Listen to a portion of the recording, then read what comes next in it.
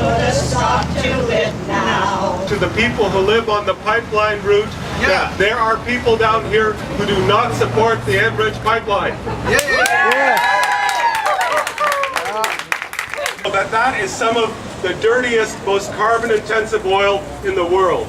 And there was a fellow from Vancouver who coined this phrase, and he said the Enbridge pipeline would be a pipeline from the tar sands directly to our planet's atmosphere. And a lot of people also are concerned or against this proposal. And we have a banner on our sailboat that says "No place for tankers." So, so we have received, incredible support for that. And I'm here today because I'm also concerned. Are you surprised how many people came from Kelowna to oppose the pipeline? I think that there could have been 100,000 more. I agree. No tankers! No tankers! No problem!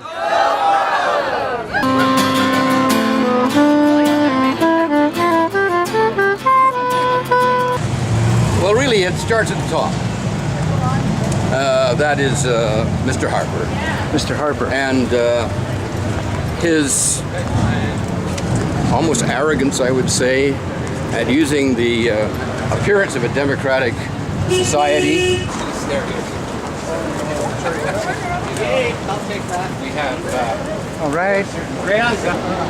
The Great Bear Rainforest on the northern coast, the rainforest on the northern coast is a beautiful place. Nobody wants to see it, right?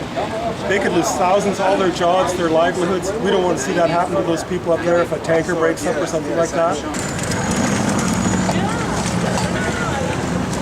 BC as a province would have to bear all the risk and gain very, very few economic benefits. But more important than that, the environmental degradation that pipelines might bring to this province should be a real concern to all of us, not just to those who are living in the area.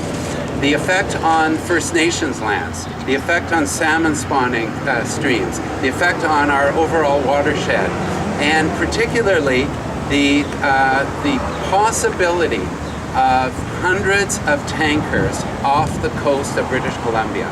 No pipeline! No pipeline! No tankers! No tankers! No problem! No problem!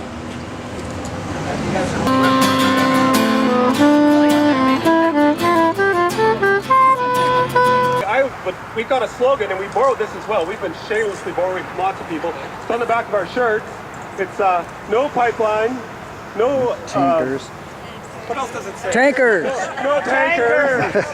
No problem. It's great to be here and to see, I think, the mobilization in communities around this question.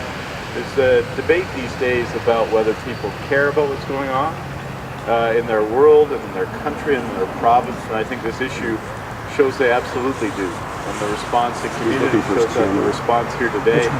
We, at the end of April, did a presentation or a letter to the National Energy Board, to the Joint Review Panel, and we put it up on the web at bcndp.ca, and we haven't advertised it. In the last number of weeks, 27,000 people have signed on to it, which talks about the fact that BC and British Columbia takes all the risks from this pipeline, which are considerable, and which everyone agrees with, including the Premier. We take all the risks, and we get none of the benefits. And I think that this is a fundamental question for our democracy. But we're so happy we're on the same cause, so Kim, can you say a few words? Hey, Kim!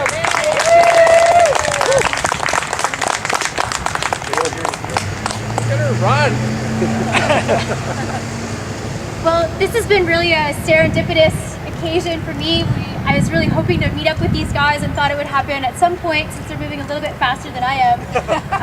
I'm going to be running 1,170 kilometers, the length of the pipeline, along Highway 16. So the pipeline is a step in the wrong direction, and we should use that $5.5 billion to move in a clean energy direction.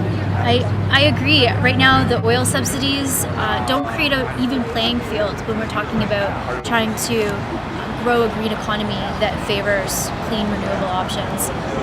Just a month ago, Germany reached a plus 50% mark in terms of getting most of their energy from solar. Even China is investing $36.5 billion a year into renewables. We're really in a position where we're going to get left behind if we don't start to see, I think, the writing on the wall and start to, like you said, wean ourselves off of fossil fuels. It's not going to happen overnight. I mean, it's going to be a transition, but... What do you want to know? Doesn't matter. Where are we? Where are we headed?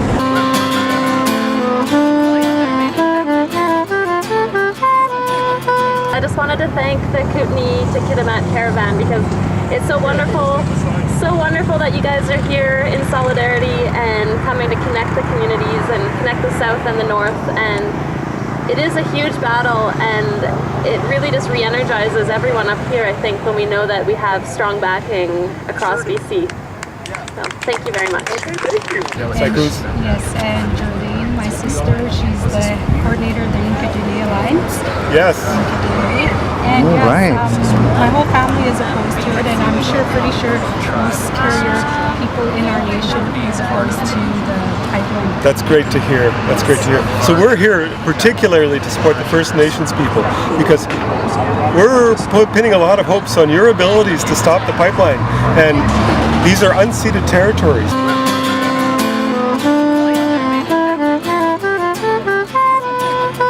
There's things that I'm doing. I'm going to implement the declaration, UN Declaration of Rights of the Indigenous People.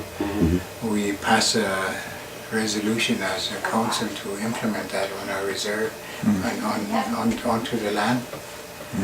So on news, I'm going to be doing a news release today and next week on just consultation. Find access to your lands, communities, and waters. We are very concerned. We express our strong opposition to the pipeline project.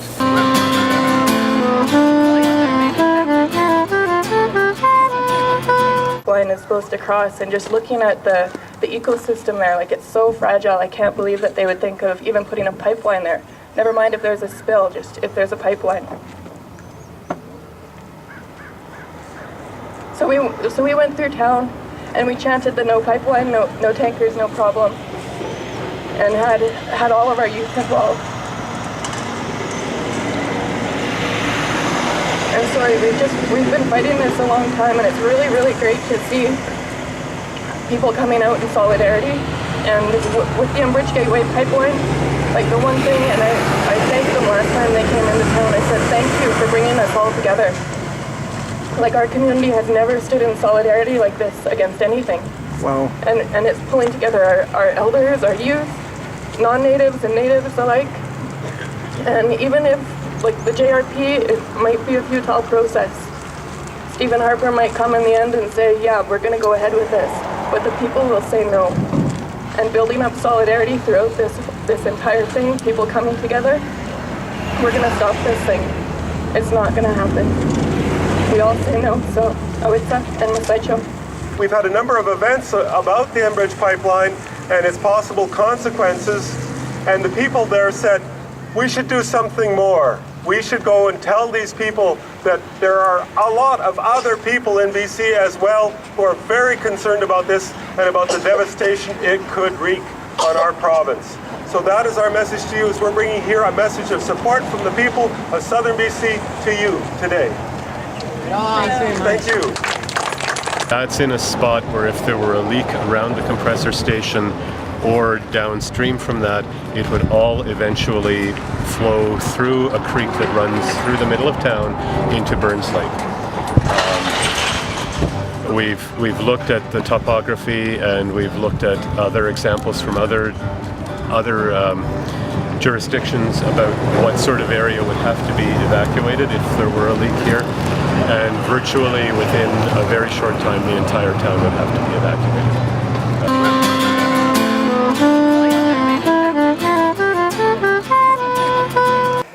This would be an eagle. That's an eagle. Flying above us. That's right. In Kasan. As you know, First Nations people along the Skinga here, that is our lifeblood, the salmon and the river. And if we have development like this going through our territory, it is just downright dangerous to our culture and our lives and our future. And we can't stress that enough.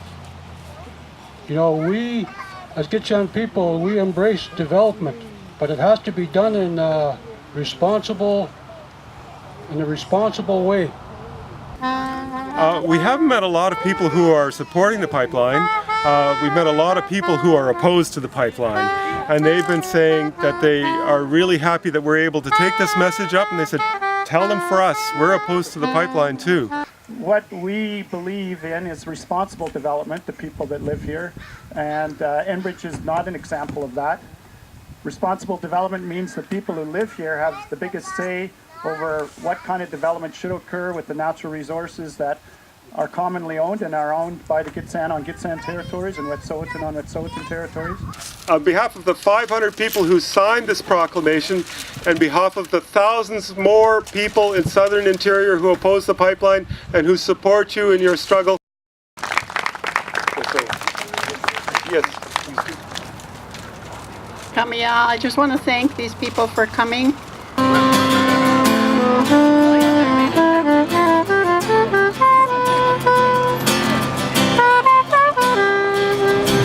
From day one, the Wet'suwet'en have said no to this proposed project. From day one, the Wet'suwet'en have said this project will not go through. We stated many times to Enbridge, to their investors, to the province of British Columbia, to the government of Canada, that this project will not go through. As Wet'suwet'en people, we have a right to say no to things that are detrimental to our land, our culture, our water, the very air that we breathe. Last week I had the opportunity to go to the tar sands, put my feet on the ground on that devastated site. So you see the size of our territory, it's 22,000 square kilometers. Now, for all of these houses, and you can see all the different colors, they have to have trails. The trail systems aren't all hard packed like what you see there. A lot of them are soft, going through bogs and everything else, so we use trees as markers. It's wonderful to be here in solidarity with folks from the Kootenays, and I encourage everyone to get to know these guys and wish them a safe journey back. And we appreciate, this is the first petition I've got that's so positive.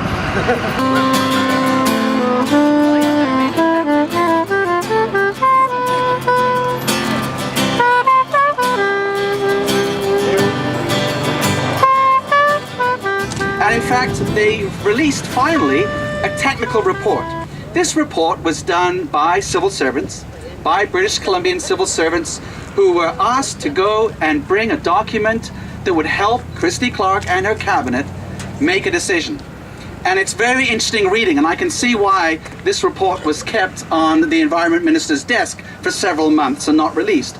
Because, and I invite all of you to go and read this report. In the report, it basically details that this is a dreadful project. In fact, it advises the cabinet and Christy Clark to say no. No, but they told us a story that Enbridge had come to visit the council in Fort St. James recently. And Enbridge had a special little message. And this is very indicative of how Enbridge works. And it's why we have to be very upfront and transparent with them, because they are not. And they told the council in Fort St. James, they said, well, you people would be very lucky if you had a pipeline break near here, because we would hire everybody, as many people as we could, to help clean up that pipeline break. And we're going to bring in equipment and backhoes and trucks, and it would take a lot to clean up that pipeline break. And when we're done, we would leave all that equipment here for you. The people could not believe what they were hearing. Definitely Keith and his colleagues represent a heck of a lot more people. The folks that I met in Nelson were really quite inspiring, and I've been on this journey for about 7 or 8 years now. Enbridge proposed this pipeline a long time ago, so you folks are out there studying it, you folks in Nelson and Trail and all these other places in British Columbia that continue to see the damage that is done by oil all over the world. You keep bringing that to your constituents, to your friends, and that's what really gives us the heart to be able to stop a project like this. To the surface, to the bottom off it. So recovery is not going to make anybody feel more reassured that